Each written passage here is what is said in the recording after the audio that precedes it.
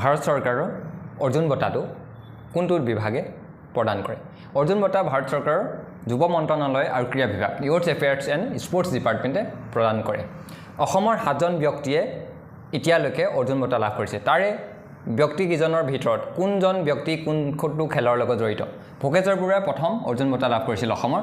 তেখেতে দৌৰবিদ এজন দৌৰবিদ তেখেত এথলেটিক্স খেল খেলে আৰু দ্বিতীয়জন ব্যক্তি হ'ল মনালিসা বৰুৱা মেহতা তেখেত টেবুল টেনিছ খেলৰ লগত জড়িত তৃতীয়জন ব্যক্তি হ'ল জয়ন্ত তালুকদাৰ আৰ্চাৰ ধনুবিদ হয় চতুৰ্থজন হ'ল শিৱ থাপা তেখেত বক্সাৰ হয় পঞ্চমজন হ'ল হিমা দাস